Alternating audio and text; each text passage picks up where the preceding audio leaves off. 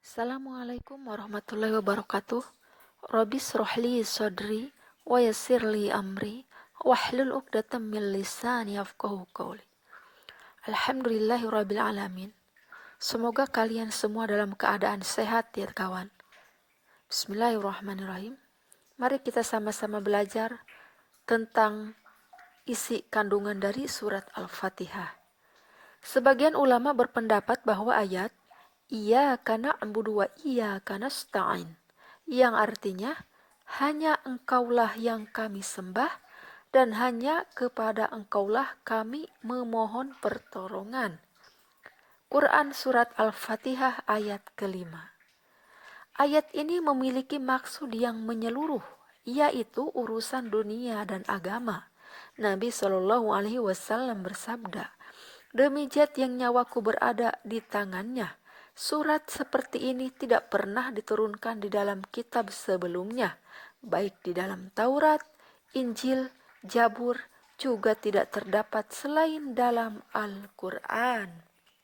Sebagian ulama menyatakan bahwa jika surat Al-Fatihah dibaca dengan penuh keimanan dan keyakinan, maka akan menjadi obat bagi setiap penyakit, baik penyakit duniawi ataupun agama, zahir ataupun batin. Menulisnya dengan mengalungkannya dan menjilatnya sangat bermanfaat bagi orang yang sakit. Dalam kitab Sahih dijelaskan bahwa para sahabat pernah membaca surat Al-Fatihah lalu meniupkannya kepada orang yang terkena gigitan ular, kalajengking juga kepada orang yang pingsan atau gila, dan Nabi Shallallahu Alaihi Wasallam telah mengizinkan hal itu. Diriwayatkan bahwa Rasulullah Shallallahu Alaihi Wasallam pernah membacakan surat Al-Fatihah, lalu meniupkannya kepada Sa'id bin Zaid radhiyallahu anhu dan menyapukannya dengan air liur di tempat yang sakit. Riwayat lain menyebutkan, barang siapa hendak tidur lalu membaca surat Al-Fatihah dan Al-Ikhlas, lalu ditiupkan ke seluruh tubuhnya, maka ia akan selamat dari segala bahaya, kecuali maut. Di dalam riwayat lain dijelaskan bahwa pahala surat Al-Fatihah seperti pahala 2/3 Al-Quran. Sabda beliau yang lainnya, aku telah dikaruniakan 4 hal dari khazanah arsy ilahi yang tidak pernah diberikan kepada siapapun, yaitu surat Al-Fatihah, ayat kursi, ayat terakhir surat Al-Baqarah dan Al-Kautsar.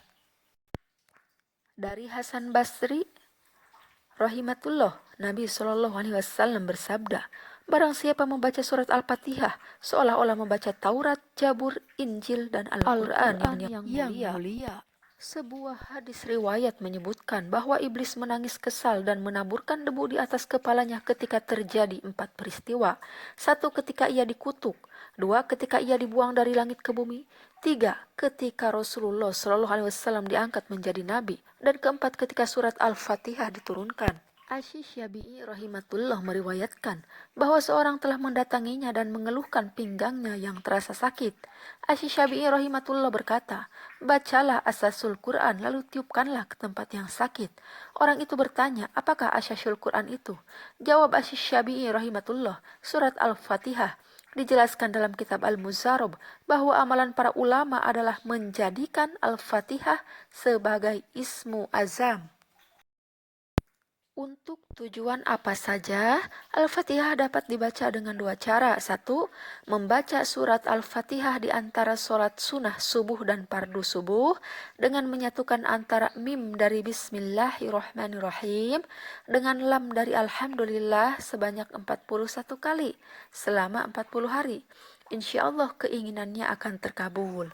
Jika diperlukan pada orang yang sakit atau yang terkena sihir, maka ditiupkan ke atas air, lalu diminumkan kepadanya. Insya Allah, dengan izin Allah, maka penyakit apapun bisa disembuhkan. Insya Allah. Maksud dari menyatukan antara mim dari Bismillahirrahmanirrahim dengan lam dari Alhamdulillah adalah caranya sebagai berikut. Bismillahirrahmanirrahim. Alhamdulillahirabbil. Dan untuk selanjutnya seperti biasa, bismillah terusin Ar-Rahmanirrahim Maliki Yaumiddin. Yang membedakan adalah Bismillahirrahmanirrahim. Alhamdulillahirabbil. Seterusnya seperti biasa Ar-Rahmanirrahim Maliki Yaumiddin dan seterusnya. Cara yang kedua, membaca surat Al-Fatihah pada hari Ahad pertama awal bulan antara sholat sunnah subuh dan sholat fardu subuh tanpa menyambungkan antara mim dengan lam alhamdulillah sebanyak 70 kali. Kemudian setiap harinya dibaca pada waktu yang sama. Setiap harinya dikurangi 10 kali, sehingga pada hari ketujuh tinggal dibaca 10 kali. Jika tujuannya telah tercapai pada awal bulan, maka cukuplah dalam membacanya. Jika belum, maka diulangi lagi pada awal bulan kedua hingga bulan ketiga.